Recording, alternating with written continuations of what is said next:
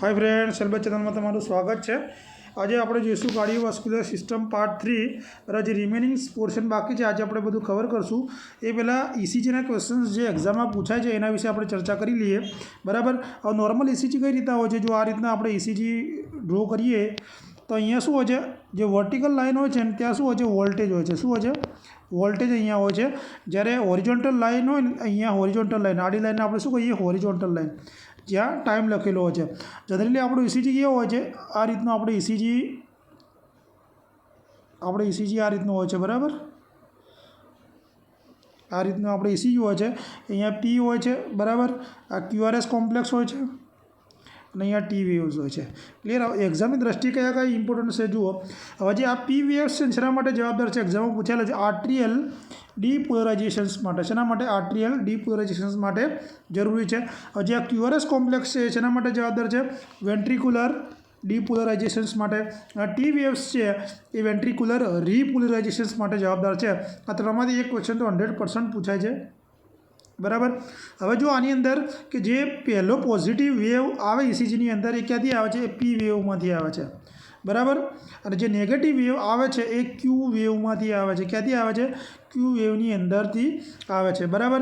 हवे जे largest wave है ECG अंदर कयो छे तो आर वेव है, लार्जेस्ट वेव है बराबर।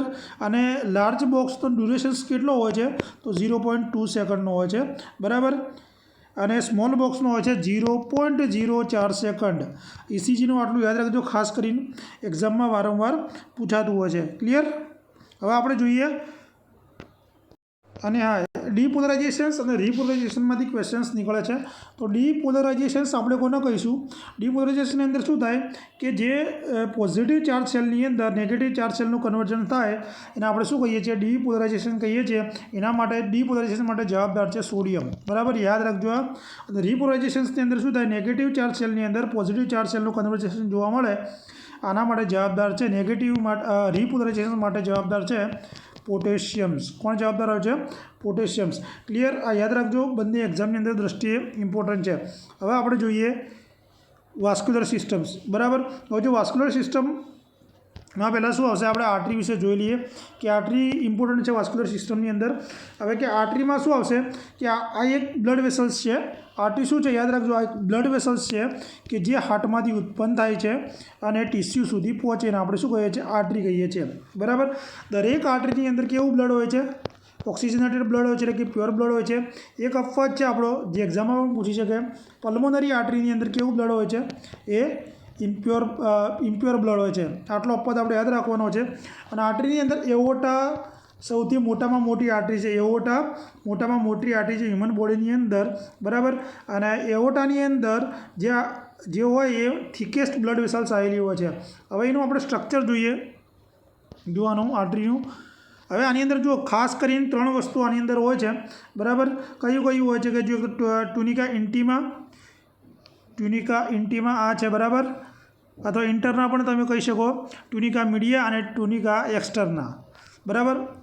હવે જો એના વિશે આપણે જોઈએ, પહેલાં ટ્યુનિકા ઇન્ટીમા વિશે જોઈ લઈએ તો ટ્યુનિકા ઇન્ટીમા એ શું છે? ઇનર મોસ્ટ લેયર છે। કેવું છે? અંદરનું લેયર છે અને અહીંયા એપિથેલિયલ ટિશ્યુ આવેલા હોય છે। હવે ટ્યુનિકા મીડિયાની અંદર શું હોય છે કે મિડલ લેયર છે અને થિકેસ્ટ લેયર કયું છે? ટ્યુનિકા મીડિયા, જે પાર્ટ્સ બતાવ્યો બરાબર। એક્સટર્નાનો આર્યો પાર્ટ છે, આ મીડિયાનો પાર્ટ જે બતાવેલો રહ્યો એ આખો ટ્યુનિકા મીડિયાનો પાર્ટ છે। ક્લિયર। અને ઇન્ટીમાનો આ છે। હવે આની અંદર શું હોય? સ્મૂથ મસલ્સ આવેલા હોય છે અને કનેક્ટિવ ટિશ્યુ શામાં આવેલા હોય છે? ટ્યુનિકા મીડિયાની અંદર આવેલા હોય છે, જેના કારણે ઇલાસ્ટિક ફાઇબર પણ ત્યાં આવેલા હોય છે। અને શાના માટે જવાબદાર છે ટ્યુનિકા મીડિયા? યાદ રાખજો, આ વાઝો કોન્સ્ટ્રિક્શન્સ અને વાઝો ડાયલેટેશન માટે જવાબદાર લેયર કયું છે? તો ટ્યુનિકા મીડિયા છે। ટ્યુનિકા એક્સટર્ના આ સૌથી બહારનું લેયર છે। ટ્યુનિકા એક્સટર્નાની અંદર શું હોય છે? કનેક્ટિવ ટિશ્યુ આવેલા હોય છે। અહીંયા શું આવેલું હોય છે? કનેક્ટિવ ટિશ્યુ આવેલા હોય છે। હવે જો આમાંથી કયા ક્વેશ્ચન્સ નીકળી શકે? એક તો આપણે ખાસ કરીને આર્ટિયોસ્ક્લેરોસિસ બરાબર। આર્ટિયોસ્ક્લેરોસિસ એટલે શું થઈ જાય કે આર્ટરીની જે વોલ હોય એ હાર્ડ થઈ જાય, એને આપણે શું કહીએ છીએ? આર્ટિયોસ્ક્લેરોસિસ ખાસ કરીને ઓલ્ડ એજની અંદર જોવા મળતી હોય છે બરાબર। કેમ જોવા મળે? આ કે ઇલાસ્ટિસિટી લોસ થઈ જવાના કારણે। શાના માટે? ઇલાસ્ટિસિટી લોસ થઈ જવાના કારણે આર્ટિયોસ્ક્લેરોસિસ જોવા મળે। અને બીજો એમને હોય છે એથેરોસ્ક્લેરોસિસ। એથેરોસ્ક્લેરોસિસ એટલે શું થાય કે કોલેસ્ટ્રોલનું ડિપોઝિશન્સ થાય અથવા ફેટી એસિડનું આપણા આર્ટરીના ઇનર લેયરની અંદર શું થાય ડિપોઝિશન્સ થાય એટલે જમા થાય બરાબર. હવે એથેરોસ્ક્લેરોસિસ થવાનું મુખ્ય કારણ એક્ઝામમાં પૂછાયેલું છે. એનું મુખ્ય કારણ છે આર્ટરિયોસ્ક્લેરોસિસ. ક્લિયર? ચલો હવે આનું જોઈએ આપણે સર્ક્યુલેશન્સ પર જતાં પહેલાં આર્ટરીની બ્રાન્ચ વિશે જોઈ લો. તો આર્ટરીમાં જો પહેલી એઓર્ટા આવશે, પછી આર્ટરીઝ આવશે, પછી આર્ટરીઓલ્સ આવશે અને પછી આર્ટરિયલ કેપિલરી આવશે બરાબર. અને કેપિલરીને આપણે બીજા કયા નામે ઓળખીએ છીએ? એક્સચેન્જ વેસલ્સ તરીકે ઓળખીએ છીએ, કારણ તે આપલેનું કામ કરતું હોય છે બરાબર. હવે બીજી વસ્તુ વિચારીએ તો વેન્સ પણ આની અંદર આવી શકે બરાબર. તો વેન્સની અંદર શું હોય? વેન શું કરે કે ટિશ્યુમાંથી ઉત્પન્ન થાય. જેમ આર્ટરી હાર્ટમાંથી ઉત્પન્ન થઈ ટિશ્યુ સુધી પહોંચતી હતી, તો ટિશ્યુમાંથી ઉત્પન્ન થઈને હાર્ટ સુધી પહોંચશે બરાબર. હવે આની અંદર આપણે એક્ઝામમાં પૂછાય છે કે લાર્જેસ્ટ વેન બોડીની અંદર કઈ છે? એઓર્ટા આપણે આર્ટરી છે તો લાર્જેસ્ટ વેન છે ઇન્ફિરિયર વેના કેવા. યાદ રાખજો, ઇન્ફિરિયર વેના કેવા. અને લોંગેસ્ટ પૂછે તો છે સિફેનિયસ વેન. કઈ છે? સિફેનિયસ વેન એ લોંગેસ્ટ છે. હવે આના સ્ટ્રક્ચરની આપણે વાત કરીએ તો આનું સ્ટ્રક્ચર વેનનું આર્ટરીની જેમ સિમિલર જ હોય છે બરાબર. એટલે અને ખાસ આવા વેનની આપણે ચર્ચા કરીએ તો વેનની અંદર કેવું ડિઓક્સિજનેટેડ બ્લડ હોય છે, પણ અપવાદની અંદર પલ્મોનરી વેનની અંદર શુદ્ધ બ્લડ હોય છે. હવે તમે ઓળખશો કઈ રીતે કે ભાઈ આ શુદ્ધ પ્યોર છે કે ઇમ્પ્યોર બ્લડ છે? તો પ્યોર બ્લડ હોય કેવું હોય છે? બ્રાઇટ રેડ કલરનું હોય છે, જ્યારે ઇમ્પ્યોર બ્લડ હોય ડાર્ક રેડ કલરનું આપણને જોવા મળતું હોય છે. ક્લિયર? હવે વેન્સના આપણે શું કહીએ છીએ? રિઝર્વાયર ઓફ બ્લડ તરીકે પણ ઓળખાય છે. વેન્સના આપણે રિઝર્વાયર ઓફ બ્લડ તરીકે પણ ઓળખીએ છીએ. ક્લિયર? ચલો આપણે આગળ સર્ક્યુલેશન્સ તરફ જતા રહીએ. સર્ક્યુલેશન્સ બહુ જ ઇમ્પોર્ટન્ટ છે. હવે વેન્સની આપણે થોડી ચર્ચા કરી લઈએ. તો જો પહેલાં શું હોય? વિનસ કેપિલરી આવશે આની અંદર. વિનસ કેપિલરી આવશે, ઉલટું આવશે, વિન્યુલ્સ આવશે, વેન્સ આવશે, વેના કહેવા આવશે. વેના કહેવામાં બે આવશે, સુપિરિયર વેના કહેવા અને ઇન્ફિરિયર વેના કહેવા. ક્લિયર? આખું સ્ટ્રક્ચર યાદ રાખજો. ચલો આપણે ચર્ચા કરી લઈએ. હવે સિસ્ટમેટિક સર્ક્યુલેશન્સ અને પોર્ટલ સર્ક્યુલેશન્સ બરાબર. હવે જો સિસ્ટમેટિક સર્ક્યુલેશન્સની ડાયાગ્રામ પર આપણે જોઈ લો. પહેલાં હું તમને ઇઝીલી સમજાવી દઉં. તમારે ક્યાંથી યાદ રાખવાનું? જો આપણે યાદ કર્યું શું રાખવાનું? Left ventricle to right atrium. એટલે આપણું આખું સિસ્ટમેટિક સર્ક્યુલેશન્સ. તો આની શરૂઆત ક્યાંથી થાય? લેફ્ટ વેન્ટ્રિકલથી આની શરૂઆત થાય. ત્યાંથી બ્લડ ક્યાં જાય? એઓર્ટાની અંદર જાય. ક્યાં જાય? લેફ્ટ વેન્ટ્રિકલથી શરૂઆત થઈ, એઓર્ટાની અંદર બ્લડ જશે, એઓર્ટામાંથી આર્ટરીમાં જશે બરાબર. આર્ટરીસમાંથી ક્યાં જશે? આર્ટ્રિયોલ્સમાં જશે, આપણે હમણાં જ જોયું એ પ્રમાણે. પછી આર્ટ્રિયલ્સ કેપિલરીસમાં જશે અને ત્યાંથી ક્યાં જશે? ટિશ્યુની અંદર જશે.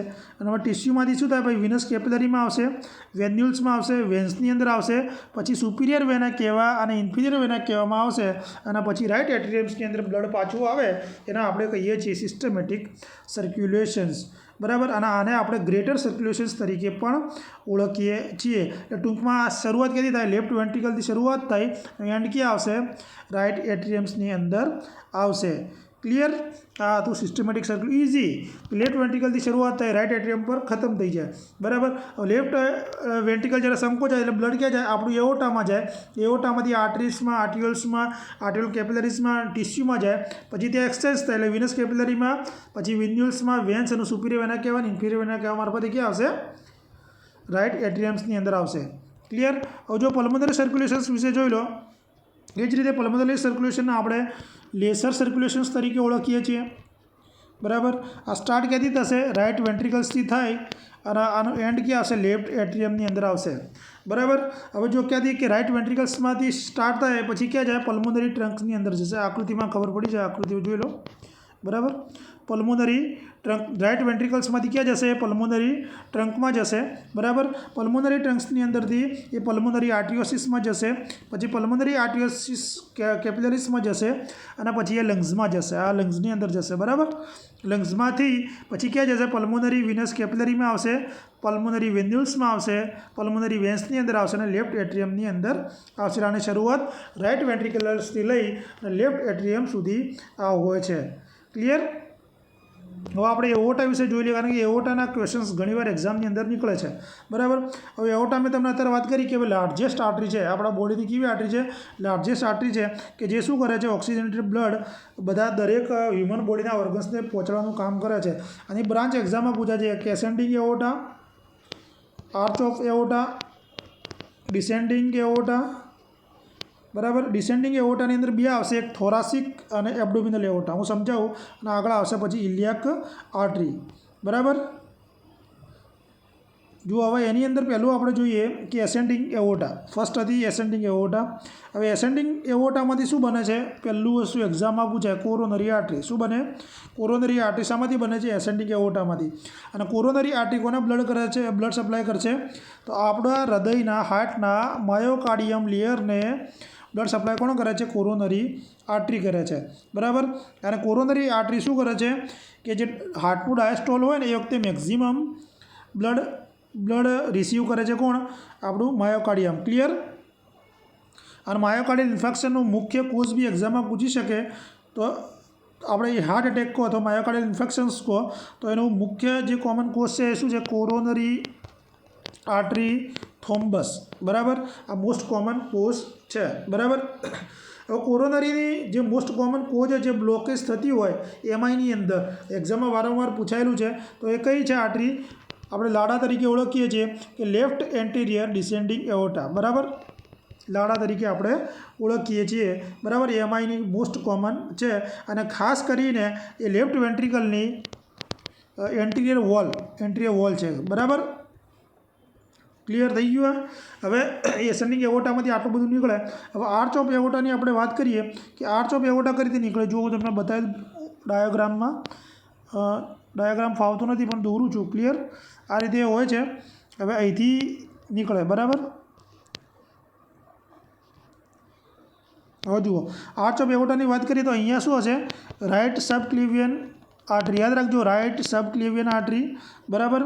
પછી આ ક્યાં જશે? રાઇટ સબક્લેવિયન આર્ટરી કે જે આપણા અપર લિમ્બ હોય, રાઇટના સુપિરિયર અપર લિમ્બના આ પ્રોવાઈડ કરશે. પછી અહીંથી જે નીકળશે બે પડે રાઇટ કેરોટેડ આર્ટરી. રાઇટ કેરોટેડ આર્ટરી કોને સપ્લાય કરશે? તો નેકમાં કોને સપ્લાય કરશે? નેકની અંદર સપ્લાય કરશે, બરાબર. આર્ચ ઓફ એઓટા છે આર્યું. હવે બીજું અહીંથી નીકળશે એ શું છે?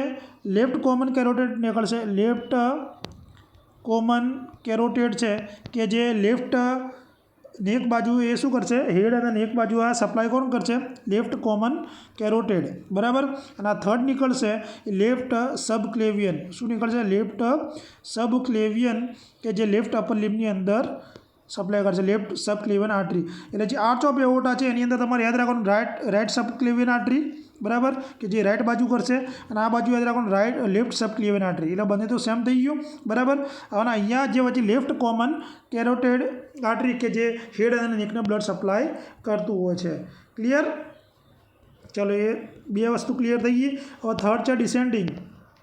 ડિસેન્ડિંગની અંદર કોના બ્લડ સપ્લાય કરશે? જુઓ, એક તો આ ઇસોફેજિયલ આર્ટરી, બરાબર.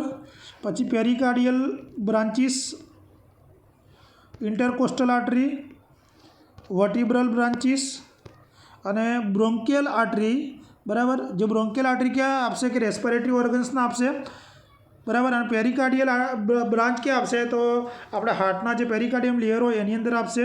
પછી સુપિરિયર ફ્રેનિક આર્ટરી એક્ઝામમાં પૂછાયેલું છે. સુપિરિયર ફ્રેનિક આર્ટરી કોને સપ્લાય કરશે? તો ડાયાફ્રામના. કોને કરશે? ડાયાફ્રામના. ક્લિયર? મોસ્ટ ઇમ્પોર્ટન્ટ એક્ઝામમાં રિલેટેડ ટોપિક છે. અને બ્રેકિયલ આર્ટરી ખાસ કરીને ઓક્સિજનેટેડ બ્લડ લંગ્સના આપશે, બરાબર. અને થોરાસિક એઓટાની અંદરથી ઉત્પન્ન થાય છે બ્રેકિયલ આર્ટરી. અને જે પલ્મોનરી આર્ટરી છે એ ડીઓક્સિજનેટેડ બ્લડ લંગ્સમાંથી લેશે, સપ્લાય કરશે અને એ રાઇટ વેન્ટ્રિકલ્સમાંથી એ ઉત્પન્ન થાય છે. હવે મેં તમને વાત કરી હતી કે આની અંદર એબ્ડોમિનલ એઓટા પણ આવે છે, બરાબર. તો એબ્ડોમિનલ એઓટાની અંદર શું આવશે? જુઓ, એક ઇન્ફિરિયર ફ્રેનિક આર્ટરી, સિફેલિક ટ્રંક આવશે, superior mesenteric artery, inferior mesenteric artery, renal artery અને બધું એબ્ડોમિનલ એઓટાની અંદર આવશે, બરાબર. આ હતું આપણું એઓટાનું ખાસ કરીને. પછી જો સ્પ્લિનેટિક આર્ટરી હોય છે, સ્પ્લિનેટિક આર્ટરી તો લગભગ બધાને ખબર હશે સ્પ્લિનેટિક આર્ટરી કોને બ્લડ સપ્લાય કરે છે? તો એ સ્પ્લિનને કરશે. કોને કરશે? સ્પ્લિનને કરશે. અને મેક્ઝિમમ પોર્શન્સ એ પેન્ક્રિયાઝને કરે છે. 80% જેટલું શું કરે છે? પેન્ક્રિયાઝને કરતી હોય છે. એટલે ધારો કે એક્ઝામમાં તમને એવું પૂછે કે ભાઈ નીચેનામાંથી કઈ બ્લડ વેસલ્સ પેન્ક્રિયાઝને ઓક્સિજન બ્લડ આપે છે? તો યાદ રાખજો, તો સિલિયાક ટ્રંક. કોણ યાદ રાખવાનું? આપણે સિલિયાક ટ્રંક કરતી હોય છે. બરાબર. ઇલિયાક આર્ટરીના એક ક્વેશ્ચન્સ નીકળે છે, તો ઇલિયાક આર્ટરી પર થોડી ચર્ચા કરી લઈએ. ઇલિયાક આર્ટરીની અંદર જોઈએ કે એક્સટર્નલ ઇલિયાક આર્ટરી હોય છે અને ઇન્ટરનલ ઇલિયાક આર્ટરી હોય છે. જે એક્સટર્નલ ઇલિયાક આર્ટરી હોય છે એ લોઅર લિમ્બને ઓક્સિજનેટેડ બ્લડ આપે છે. લોઅર લિમ્બના ઓક્સિજનેટેડ બ્લડ એક્સટર્નલ ઇલિયાક આપે છે. અને ઇન્ટરનલ ઇલિયાક હોય છે એ શું કરે છે? જેનેટલ ઓર્ગન્સના અને યુરિનરી બ્લેડરના એ બ્લડ સપ્લાય કરવાનું કામ કરે છે. ક્લિયર?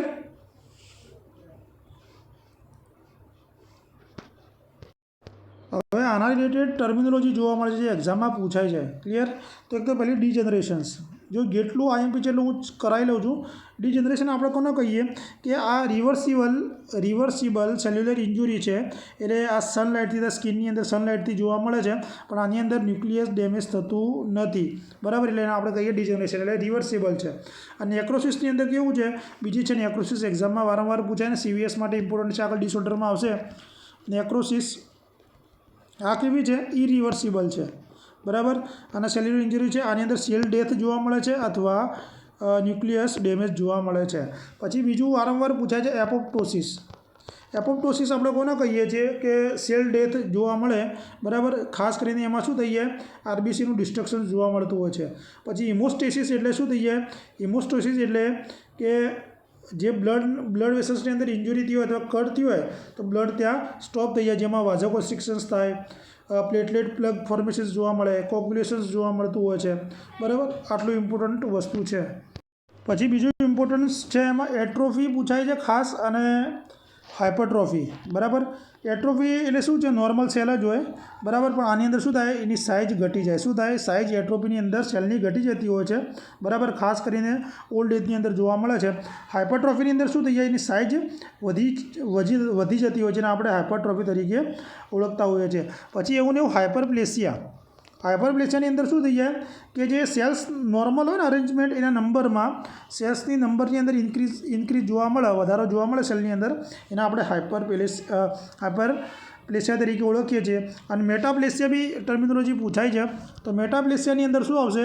કે એક પ્રકારમાંથી એક સેલ બીજા સેલ્સની અંદર શું થઈ જાય? ટ્રાન્સફર થઈ જાય.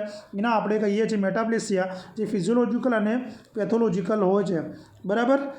હવે બીજું આપણે સીવીએસની અંદર ડિટેલ્સમાં હું ડિસઓર્ડરની અંદર સમજાવીશ. આ સીવીએસ આપણે પૂરી કરીએ છીએ. કોઈને કોઈ ક્વેશ્ચન્સમાં ક્વેરી હોય તો મને જાણ કરજો. વિડીયો જોવા માટે બધાનો આભાર. Thank you.